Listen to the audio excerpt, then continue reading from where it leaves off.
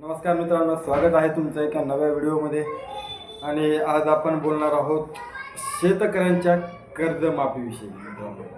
तर मला सांगा, निवडणुका झाल्या, सरकार आले, याच्या आधी पण सरकार यांचं, तरी पण अजितदादा भाषणामध्ये बोलले की 31 मार्चच्या आधी पैसे भरून घ्या, कर्जमाफी होणार नाही। बाबा, तुमच्यानं कर्जमाफी देणं होत नाही दादा, तर तुम्ही कर्जमाफी करू असं तुमच्या सरकारनं जाहीरनामा काढायची काय गरज होती? शेतकऱ्याला कोणी वाली नाही असं तुम्हाला वाटतंय का? असे बरेचसे प्रश्न या भाषणानंतर महाराष्ट्रातील शेतकऱ्याच्या मनामध्ये।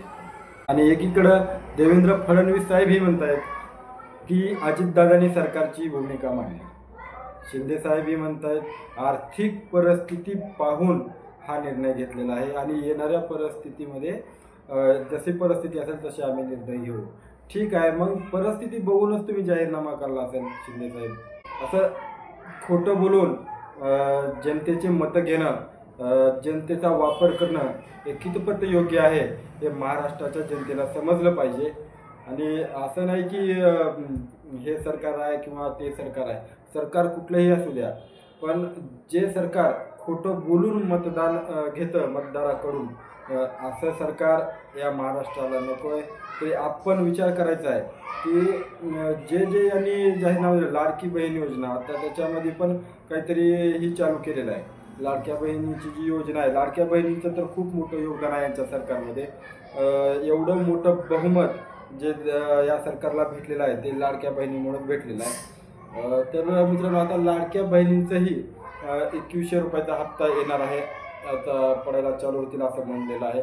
परंतु काही लाडक्या बहिणींना हप्तेच येत नाहीत, असे भरपूर केस आहेत की लाडक्या बहिणीला त्यांचे पैसे येतच नाहीत। या लाडक्या बहिणींनी कुण्या भावाकडे जायचं मित्रांनो,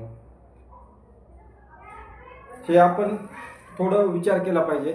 मतदान करतेवेळी जो जाहीरनामा देतात तो जाहीरनामा फक्त मतदानापुरताच असतो। सरकार कुठलंही असू द्या, पक्ष कुठलाही असू द्या, मतदान करतेवेळेस खूप विचारपूर्वक मतदान केलं पाहिजे मित्रांनो, असं मला वाटतं। अजितदादा बोलून गेले, त्यांचं काम झालं, एकदा झालं, मीडियासमोर बोललं की झालं। आता काय करणार, शेतकरी काय करणार, हे कशामुळं होत आहे? तर मित्रांनो, याच्या मागचं कारण आहे शेतकऱ्यामध्ये एकजूटपणा नाही, त्याच्यामुळं ह्या सर्व गोष्टी होतात। त्यांना माहिती आहे आपण काहीही केलं तरी कोणीही आपल्याला काहीही विचारणार नाही, कारण जो कोणी बोलतोय तो यांच्या पक्षामध्ये येणारच आहे, यांना माहिती आहे। आणि जो कोणी जास्त त्यांच्या विरोधात गेला तर विषयच नाही ना, लगेचच ईडी आहेच, चौकशा आहेतच, त्याच्यामुळे यांच्या विरोधात पण कोण बोलायला तयार नाही मित्रांनो। मनमानी चालू आहे असं एक मला तर वाटतंय।